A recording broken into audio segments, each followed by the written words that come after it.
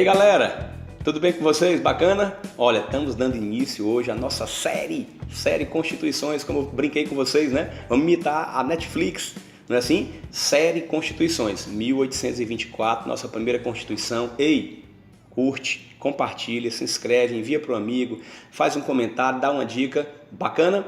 Então vamos lá. Meus colegas, 1824, nossa primeira Constituição. Qual é o contexto? Estamos vivendo o Brasil, tá certo? Recém-independente de Portugal. Obviamente que a nossa independência foi um processo, na verdade, de transição mais simples do que o que aconteceu aqui com os nossos vizinhos da América Espanhola, que na sua maioria se tornaram república.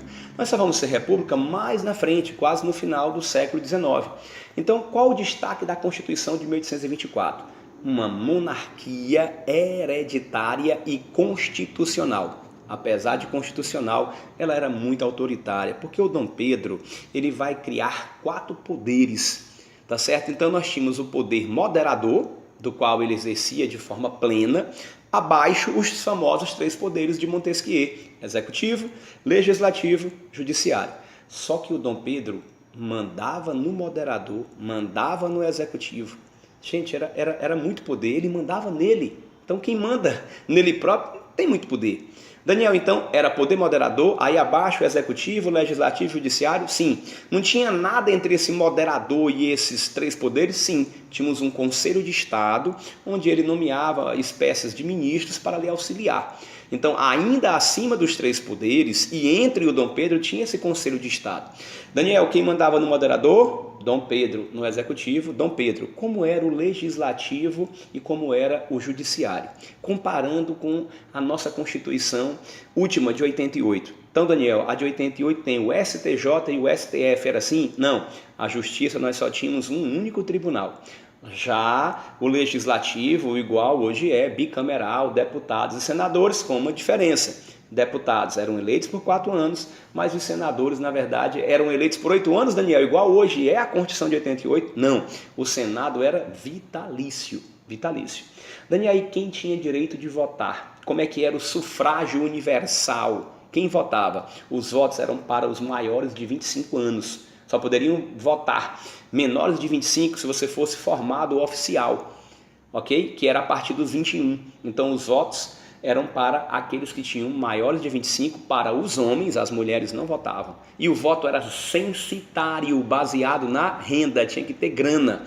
E ainda era um voto indireto. Tínhamos os eleitores, na verdade, de paróquia, que escolhiam os eleitores de província. Para ser eleitor de paróquia, renda de 100 mil réis. Para ser eleitor de província, renda anual de 200 mil réis. Aí estes eleitores de paróquia escolhiam os de província escolhiam deputados e senadores. Ei, para ser deputado tinha que ter uma renda anual de 400 mil réis. Para ser senador, de 800 mil réis. Detalhe, eleitor de quê? Eleitor de paróquia, escolhia o de província escolhia o deputado. Aí esse eleitor de província escolhia o senador, só que ele escolhia o senador em número de 3. Depois que ele escolhia 3, o Dom Pedro é que escolhia 1, que ia ser o senador vitalício. Então um processo burocrático, o voto não era secreto, o voto era oral, você chegava na mesa eleitoral e dizia quem ia votar. Tá certo? Daí a grande quantidade de fraude, daí a pressão que o eleitor sofria de ter que dizer, né, ali com a cara limpa em quem que ele ia votar. Então algo bem complexo. Daniel, dentro desse contexto, vamos relembrar: Constituição de 24, monarquia constitucional, hereditária, 4 poderes: moderador, executivo, legislativo, judiciário. Entre o moderador e os 3 poderes tínhamos o quê? O Conselho de Estado. O sufrágio, mesmo dito que era universal, a gente sabe que ele não era universal. Ou seja, o voto era o quê? Censitário, baseado na renda. Analfabeto votava? Não. Mas um detalhe: como muitos eram ricos e não se tinha uma fiscalização, alguns historiadores dizem que a Constituição de 24 ela é interessante, porque ela proíbe o voto ao analfabeto.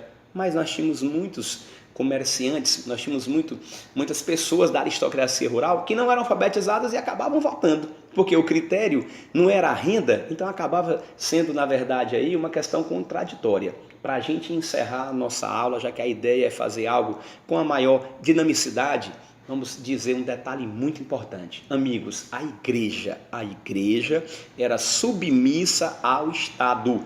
A igreja era submissa ao Estado. Tínhamos, na verdade, dois instrumentos do qual o imperador, né, vamos dizer assim, comandava a igreja. Era o padroado e o beneplácito. Padroado era o direito que ele tinha, na verdade, de nomear padres, bispos, arcebispos. E beneplácito era o direito que ele tinha de dar o plácito, de dar a sua assinatura, de dar a sua anuência, de concordar ou não com as ordens vindas, emanadas de Roma. Beleza? Então a igreja era submissa ao Estado. Daniel, quanto tempo dura essa Constituição de 24? Até a proclamação da República, quando ali iria surgir, né, o tema da nossa segunda aula, que é a Constituição de 1891. Bacana, gente? Curta, compartilhe, comenta. Abraço, canal Átimo com Daniel Martins. Valeu!